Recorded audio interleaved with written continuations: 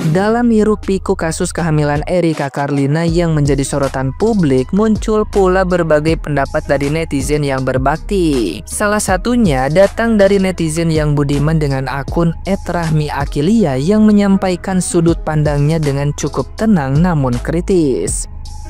Ia menyatakan bahwa sebagai sesama perempuan, dirinya turut prihatin atas konflik yang dialami Erika, terutama di masa kehamilan yang syarat emosi dan kepekaan. Namun, ia tidak merasa ada urgensi besar untuk memberikan dukungan publik karena kehamilan itu sendiri terjadi atas dasar persetujuan kedua belah pihak, bukan karena adanya unsur paksaan.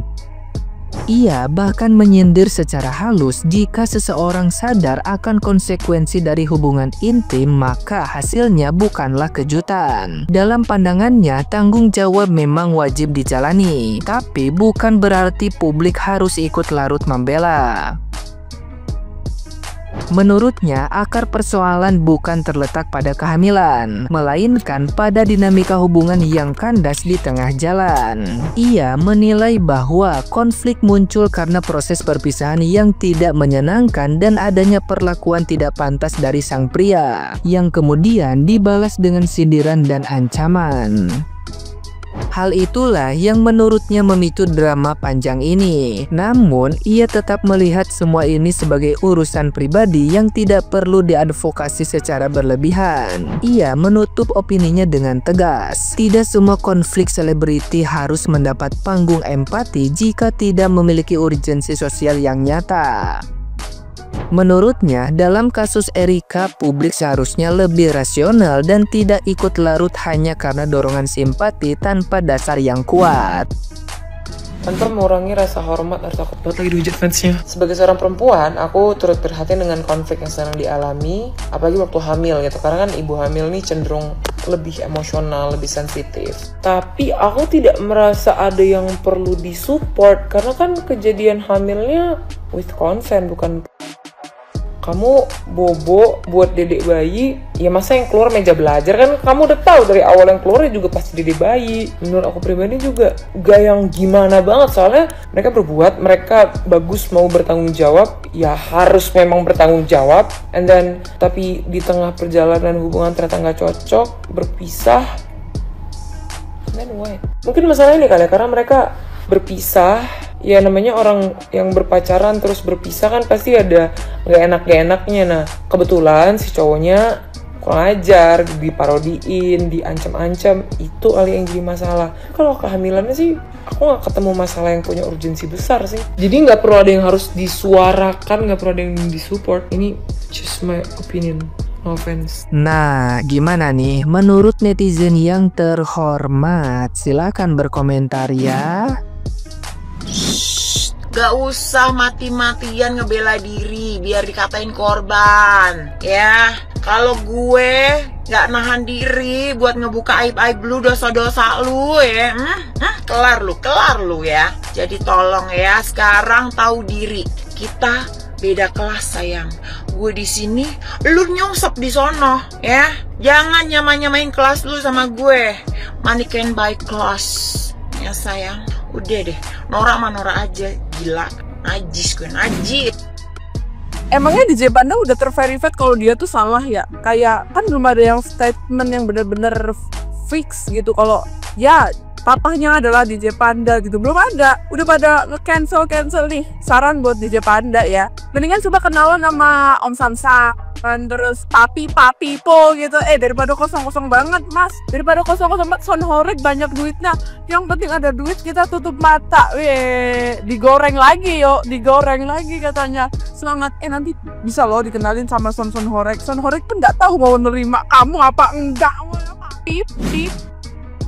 Di kasusnya Erika, gue tuh belajar. Yang pertama, dia kan ada bilang tuh di podcastnya Om Deddy ya, aku tuh sendirian Om. Amerika dia terkenal dengan suka pergi party, nongkrong yang jelas kan banyak orang di situ ya, bukan dia sendirian. Nah itu mana gitu, masa nggak ada yang bantuin? Sama aja dong kayak gue yang rebahan doang gitu. Jadi yang pertama, walaupun kelihatannya orang itu banyak temennya, suka gaul, kita belum tentu itu teman betulan. Yang kedua, cara dapetin cowok adalah dengan masuk ke kelas TikTok, kasih gift. Nah cuman yang ini nggak bisa gue praktekkan karena biasanya gue suka sama orang yang gak punya TikTok. Nah cukup gue aja main TikTok, dia gak usah, nanti ketahuan dong gak beres sih. Dan yang ketiga adalah ternyata selera gue tuh ketinggian. Nih maksud gue ya, Erika tuh cantik banget kan, jauh lebih cantik lah daripada gue. Ya gue tahu kalian pasti mau bilang, lu kok juga cantik. Diam kalian semua ya, banyak buaya juga suka bilang gue cantik. Tapi gini loh, Erika tuh cantik banget ya, cuma seleranya serangan gue yang begini ya, seleranya tuh ketinggian gitu. Gue maunya sama Konglo, padahal gue siapa? Seandainya gue jadi Erika ya, pasti gue banyak akses ke Konglo. Tiap bulan gue mungkin gue dari pacar langsung jablay, bukan jablay sih, materai gue keluar. Makanya sama Tuhan udah gak dikasih tuh akses itu. Satu lagi ya, menurut gue Erika itu orangnya royal dan tidak pelit. Kenapa? Karena dia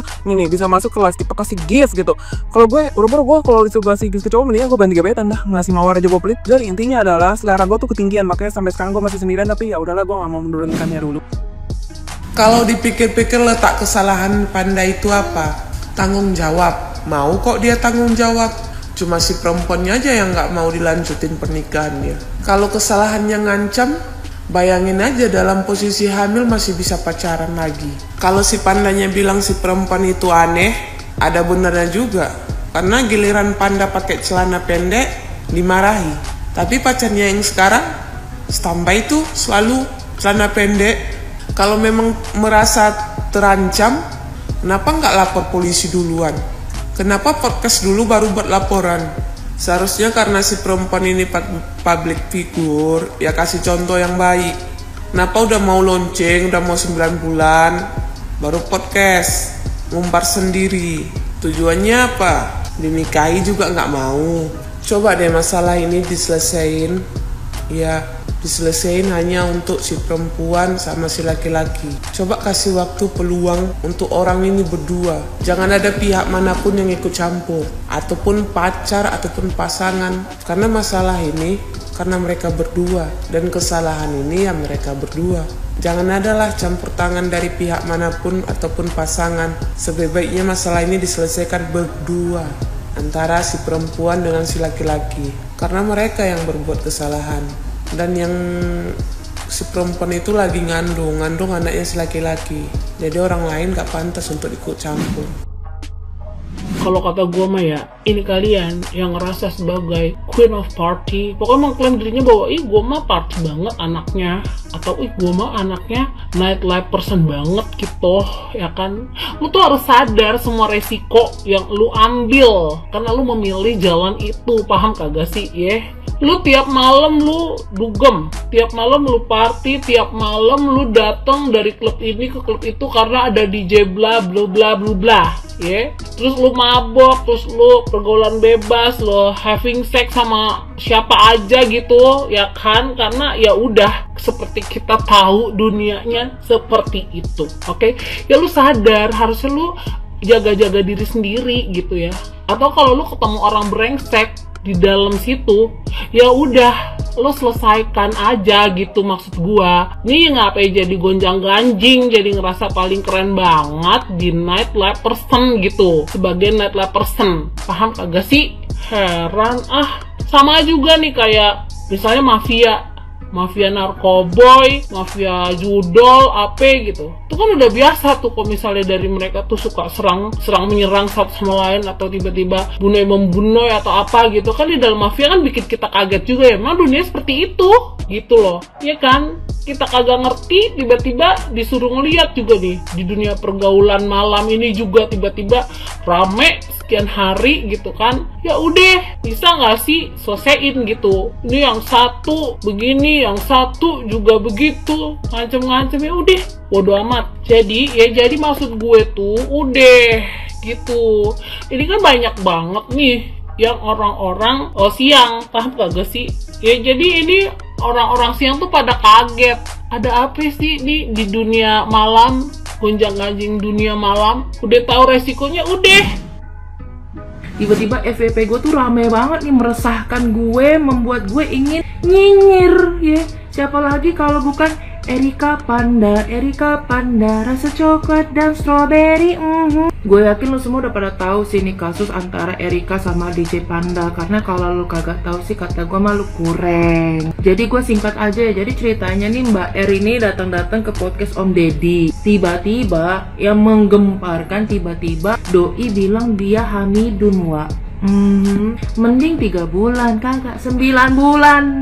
kagak tercengang-cengang tuh netizen dibuatnya, soalnya kagak kelihatan. Nah singkat cerita akhirnya ceritalah tuh ya bagaimana dan akhirnya terungkap lah bahwa sosok bapaknya itu adalah DJ Panda, DJ pencari janda. Nah udah tuh seperti netizen biasa pada umumnya kita ini ya kan, kalau karma Tuhan lama bekerjanya, karma netizen duluan nyampe. Kena mental tuh DJ Panda. Nah singkat cerita DJ Panda ini dapat hujatan banyak sampai semua cancel tuh job-jobnya ya, artinya dia di blacklist. Udah gila, emang karma netizen cepet bener. Terus apa lagi, ditambah drama, ternyata si DJ Brevi yang sekarang jadi doinya Mbak R yang baru nih, ternyata juga punya masalah sama si DJ Panda gitu. Pokoknya gitu deh, runyam ya. Gue tuh ngikutin aja nih sebenarnya tuh kenapa kok kayaknya runyam banget nih sama ibu-ibu Hamidun satu ini gitu. Sebenarnya yang gue simak mah yang dipermasalahkan tuh bukan masalah DJ Panda yang nggak mau bertanggung jawab. Kalau dibilang dia nggak bertanggung jawab, tunggu dulu. Kalau menurut gue mah dia itu udah ada etikat baik mau bertanggung jawab.